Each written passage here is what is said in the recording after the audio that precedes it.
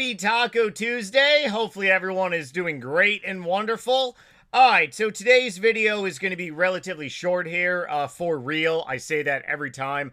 I'm actually running a little late for an appointment this morning. It is 10:11 a.m., so kind of got to record this very quickly, upload it, and then be out of my house ASAP. Okay, so we're experiencing, one, if you're a SoFi shareholder, you're probably WTF right now after yesterday's rally. If you're pretty much aligned to the market as me in the sense of AI, in the sense of big tech, you're probably saying the same thing too. But as we look at the SPY, the Q, the IWM here, even Bitcoin pushed higher, you're probably saying, you know, this is so confusing. What is going on here, right? Yesterday we had a massive Green Day Monday. We ended up getting some more data here today. I'm on Market Watch. All this information is public.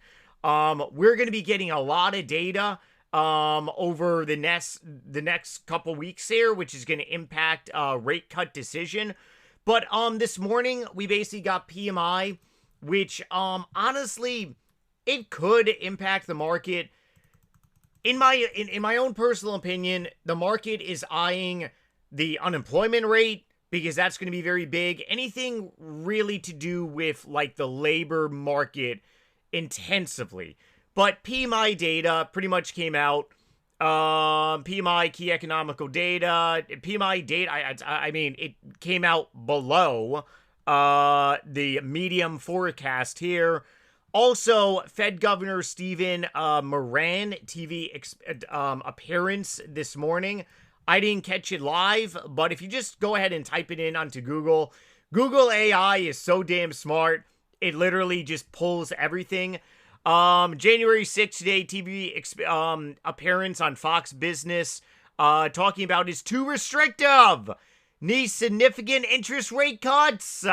So, like, this is very bullish. Very bullish indeed. The policy's restrictive, believes is clearing a hold in the economy back, not just neutral. This is very good for rate cuts. Very, very good for rate cuts indeed.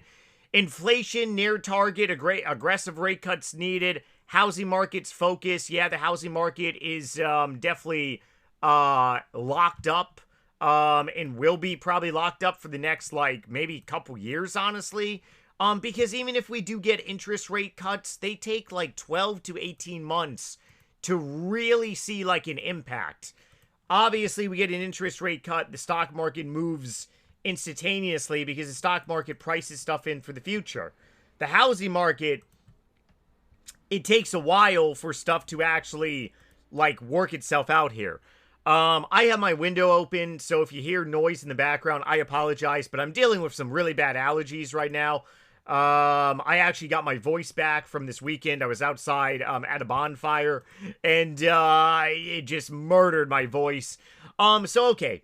Economical data today, I mean, from every single thing that, like, is on here, you got a Fed governor that, I mean, it's very much typically that Fed governor is actually very for rate cuts. I got the chart pulled up here. It has not changed since yesterday. This chart gives us a prediction. It really is all just nonsense. It can change instantaneously, but right now we got a 16.1% chance of a rate cut here at the end of January. Okay, so what is going on? Why are we experiencing a red in the market right now? Not to mention my public profile account, my Bung profile. If you want to really see what I'm doing for this account challenge, I don't really have too much time to really explain here. But pretty much doing an account challenge to 100K. I did not buy any more stock today. I'm actually down, pretty much like all the gains that I was up yesterday, which yesterday I was up on here. I believe it was like $1,300. So obviously we're experiencing a lot of those gains are being taken back. That's primarily about 2/3 of gains being contracted, recalled rather, repoed. Let's go ahead and use that, repoed.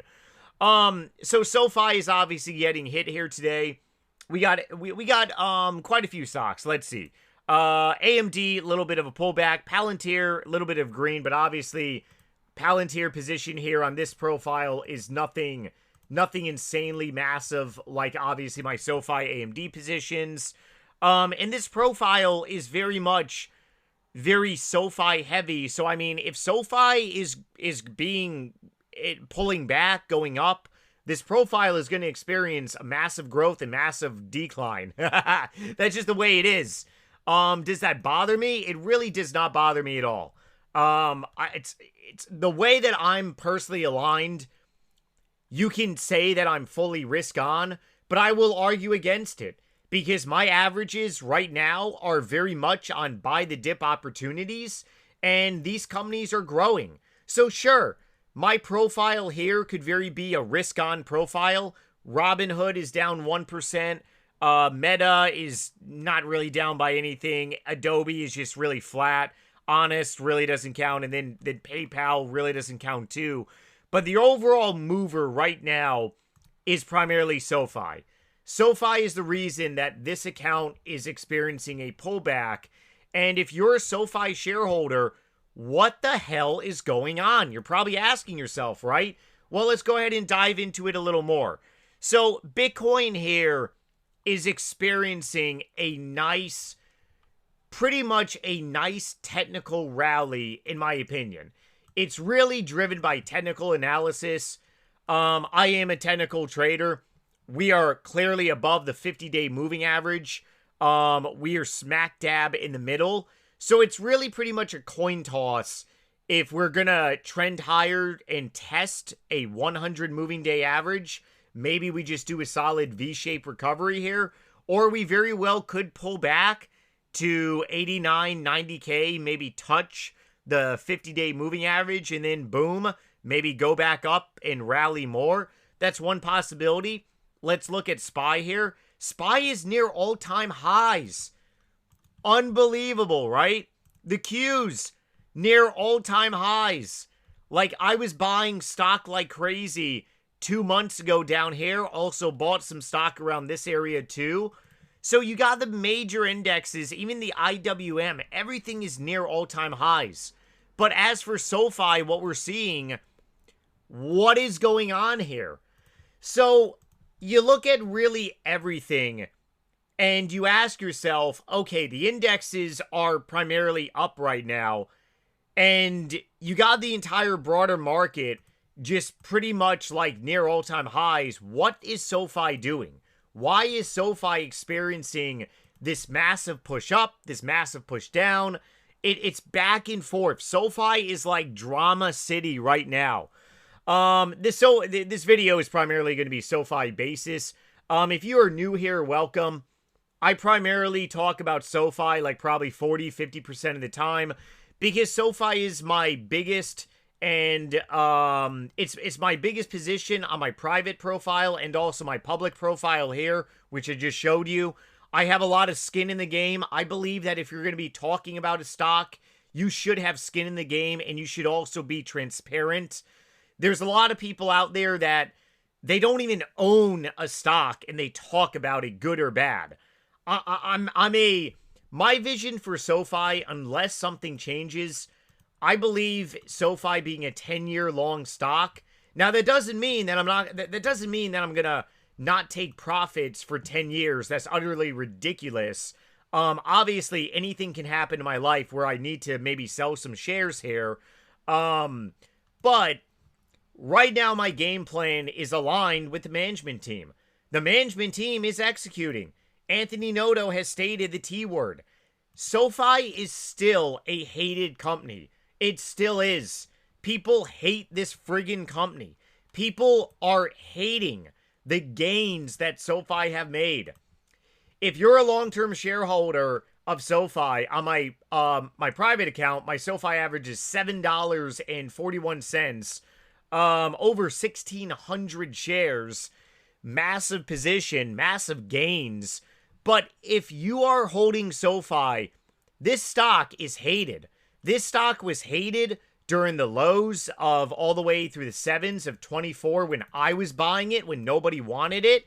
This stock was even hated during the rally all the way up into the teens. This stock was hated even in the 20s. SoFi is still hated right now. Why is SoFi hated? Because it just is. That's what ends up happening. There are institutions, there are people, there are still demonic forces that are shorting SoFi and definitely wanting SoFi to fail. Palantir is no longer a hated company, and that's not my opinion. That is just really factual. Wall Street got behind Palantir, and the stock just went massive. Wall Street is not fully on board to SoFi. We are still waiting to see if Wall Street is going to give us a fintech multiple, and it really feels that SoFi has to kind of prove itself to Wall Street, even though it's already done that. I mean, the company is just, hold on, I gotta find the edge of my camera here. The company is just doing this. A slow incline upward. A slow, massive incline upward. That's what the company's doing. So the company has already proven itself to me. It's proven itself to retail. Wall Street has their heads up their asses because it's a lot of big Wall Streeters look at this as still a bank, even though it is clearly a fintech. It offers so many technology-based services, and it's only going to drive for the future. So on the flip side, you have any of these days where you experience a rally, a massive rally like yesterday, where we went up by nearly 7-8%, there's going to be people that are going to be taking profits. Not necessarily just in the sense of like institutions, but in the sense as also retail, dumb retail. And what I mean by that is that there are fed up people that more than likely bought in either around this area down here that are up by 100%. And they see a massive green day yesterday and they are scared shitless. Yes, they fear the wrong type of fear. I am a buy the fear trader and investor. You buy the fear if you have long-term investments, you pick up discounted shares. If you're trading a stock, you buy the fear, you buy the dip, you sell the rip. It's not a hard concept to understand. But with that notion, there are a lot of traders that are not here for the long term. Now, I am holding positions that I am not looking to hold for the next decade. I can go ahead and name some right now. PayPal. I'm not looking to hold for the next decade. But I do see some good things happening this year with PayPal, such as if they actually do become a bank. And I do see them still growing. The new CEO that just took over several years ago, it typically takes a couple years for a new CEO's vision to really play out. So Alex Chris came on 2023. We're around that period of maybe we can experience some rock and rolling with PayPal. If PayPal goes up by maybe 20-30%, I may chisel some profits for a little bit of bling bling. Why would I do that? Because I don't want to be in PayPal forever. And there's no such thing as owning a stock forever. And there's also some truth that you have to ask yourself, do you want to stay in PayPal for 10 years? And the answer is I don't. So PayPal is definitely one of those companies that I'm looking to kind of really hold longer than maybe 6, maybe 9 months here. Honest Company is really a risk-on play for me. They're going through a transformation. Adobe, same thing. If Adobe goes back to the 450s, the 500s, like I think it probably will later this year, I'll take some profits. Meta, there's going to be a lot of money funneling on into Meta for midterms, for advertisements. We can see 800, 1,000 by the end of this year. I might take some profits. And then Robinhood, I may stick around for a while. Palantir, really got to see their growth rates. AMD, I've been saying this for a while, 3 to 5 years. And SoFi, as long as they're still executing, maybe a 10-year long vision. But SoFi stated the next 2 years is going to be massive, 26 and 27. So why is the stock up and down, up and down? Because you have a lot of people getting in, getting out, getting in, getting out, getting in, getting out. You don't have the same vision like myself and a lot of long-term investors. If you are a SoFi bull and a long-term SoFi shareholder, that is my vision. I am a long-term SoFi shareholder. I'm not a long-term PayPal, Honest, Adobe, Meta, Palantir. I honestly really should move down a little bit because after everything that I'm really getting more in reading about Robinhood, I think Robinhood could produce me a better return over the next 2 to 3 years than Palantir can actually do so. So therefore, I think my Robinhood position has to be above my Palantir. I got them all in order about what I'm looking to kind of hold in the terms of like for a period of time here. And yeah, I mean Robinhood, if Bitcoin continues to rally here, Robinhood is going to grow. I have not had time to really look into Coinbase just yet and to do a deep dive into a Coinbase video. But why is SoFi pulling back? It can be for several reasons. One, the up and down mentality, people taking profits, people are fed up. If you are a short-term trader, if you are up on a stock by 100%, it's time to start taking profits and leaving. Hypothetically, if I was up by 100% on PayPal, oh, forget about it. I would cha-ching, let's go, I'm done.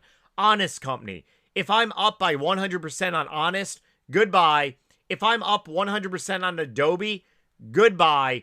If Meta ends up producing me 100%, I'm going to be taking a lot of profits, probably not closing out fully on my position because the company is just a beast. But I can go ahead and put that money into another growth company that could potentially 2 or 3x my revenue in a shorter amount of time. Robinhood, if Robinhood produces me a 100x, if it double up, I'm up 100%.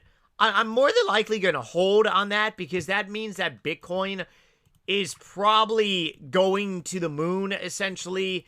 And I got to really see what's going on there. If I'm up 100% on Palantir, oh, God bless every single long-term Palantir shareholder. You all have made filthy, life-changing money. So I'll leave you all on that closing note. SoFi is experiencing some up and down mentality. It's probably going to continue into the end of this month. Be patient if you're a long-term shareholder like me. And if SoFi dips to $25, oh, baby, I am ready. I got some cash. Oh, and on a closing note, why am I not buying stock right now? Because there's no reason to. I am, for me and my strategy, I do not FOMO on in. Yes, you can FOMO in on the way down. And I have that, and I have made that mistake before. Oh, yes, indeedy, I have made that mistake previously. You can also FOMO on in on the way up. I've made that mistake too. I have been in the market since April of 2020, and I have made a lot of mistakes, which is the reason why that I'm making YouTube videos now, and I'm really expressing a lot of the mistakes that I've made.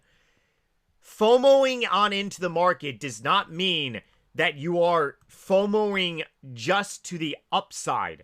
It could be to the down. The market goes down by 5%.